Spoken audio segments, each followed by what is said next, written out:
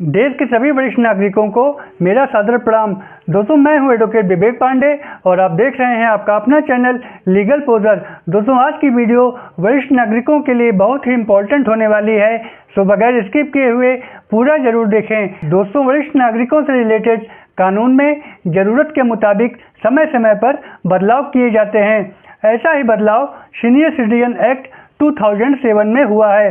दोस्तों, senior citizen act 2007 में कहा गया था कि अगर उनके कोई संतान नहीं है तो उनके रिलेटिव जिनका उनकी प्रॉपर्टी पर कब्जा है या उनकी मृत्यु के बाद जो उनकी प्रॉपर्टी पर अपना हक जताएंगे, नाबालिग बच्चे को छोड़कर, यानी उनके लीगल हेयर में नाबालिग बच्चे को छोड़कर बाकी अन्य लोगों से अपना मेंटेनेंस यानी भरण पोषण की मांग कर सकते थे।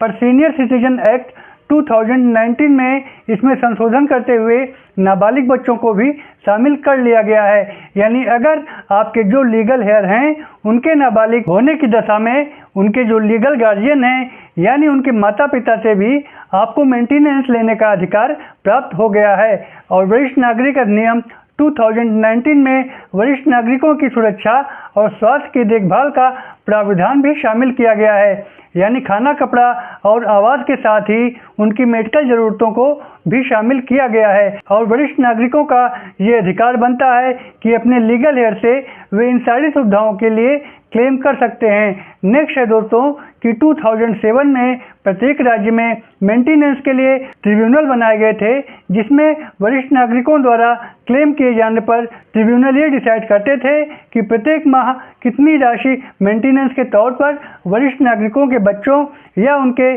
सगे संबंधियों द्वारा दी जाएगी। इसमें इनके बच्चों की इनकम भी देखी जाती थी और इसी हिसाब से मेंटेनेंस की राशि का निर्धारण किया जाता था। बट ये अमाउंट 10,000 रुपये से अधिक का नहीं हो सकता था, जिसे 30 दिनों के भीतर वरिष्ठ नागरिकों के बच्चों या उनके लीगल हेयर द्वारा चुकाना पड़ता था या देना पड़ता था।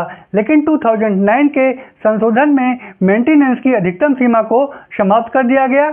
अब ट्रिब्यूनल को मेंटेनेंस की राशि निर्धारित करते समय ये देखना होगा कि ऐसे वरिष्ठ नागरिक की आय क्या है, और अगर कहीं से भी आपकी आय का कोई साधन है तो आप मेंटेनेंस की मांग क्यों कर रहे हैं। साथ ही उनके बच्चों की इनकम को देखते हुए मेंटेनेंस की राशि निर्धारित की जाती है। एक संशोधन और भी कर दिया गया है कि अगर वरिष्ठ नागरिकों द्वारा ट्रिब्यूनल में कोई क्लेम किया जाता है और ट्रिब्यूनल जो भी फैसला देती है तो उस फैसले के खिलाफ उनके बच्चे अपील में भी जा सकते हैं। इसके अलावा दोस्तों, बच्चों द्वारा उनके माता पिता या वरिष्ठ नागरिकों के साथ बुरा बर्ताव करने जैसे मारपीट, गाली गलौज करना या फिर घर से निकाल देने पर ट्रिब्यूनल द्वारा सज़ा का प्रावधान भी किया गया है। और सज़ा के तौर पर 2007 के सीनियर सिटीजन एक्ट में ये सज़ा 3 माह का कारावास और 5,000 रुपये का जुर्माना देने का प्रावधान किया गया था।